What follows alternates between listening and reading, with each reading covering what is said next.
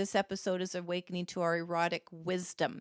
So let's even talk about it in terms of erotic wisdom, because maybe it was something that flattened us, that was a broken relationship, a divorce, financial bankruptcy, or other financial troubles, getting fired and you just never got over that boss that kept berating you and, maybe fired you or forced you to quit. Maybe you never pursued the dreams that you really wanted.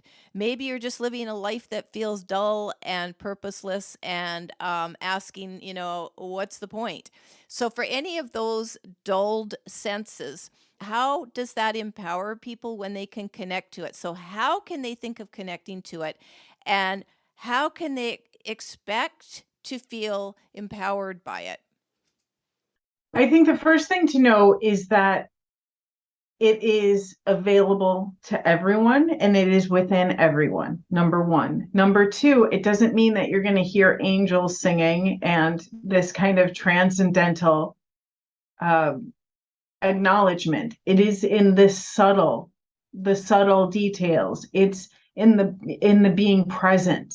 Yeah. So let's go back to this writer and the tactile of the typing. Yeah. So that person buys a typewriter at the Goodwill, and they get a paper and they just start typing whatever it is. Just not a should. It's not an assignment. It's not a deep have to do. It's that's the first thing that came to them, and they take a moment to listen to the ticking and feeling what it feels like. And it's noticing the excitement or the fun or the frustration, right, that comes up.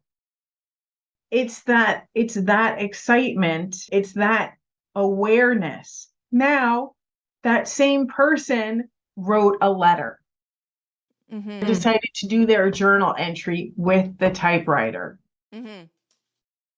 And they're putting it out there. And all of a sudden they wrote a 3-line poem. Oh. They started to write a story and it gets a little spicy. Yeah. Right? Yeah. Just a little spicy.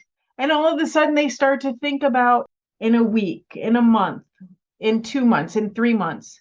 But all of a sudden they start to remember that they love it when their lover would whisper in their ear.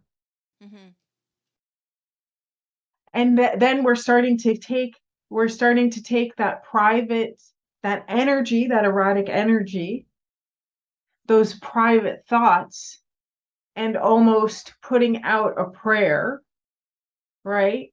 Or an image, a visual, a calling in to a partner if the partner is what you want.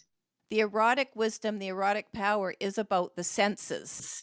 Yeah. And the connecting to the senses through any number of means when we are mindful of what the body is picking up, biologically and mentally and emotionally. Have I pretty much got that? Yes, because this concept of wisdom, erotic power is not mine, right? And she says, for the erotic is not a question only of what we do. It is a question of how acutely and fully we can feel in the doing.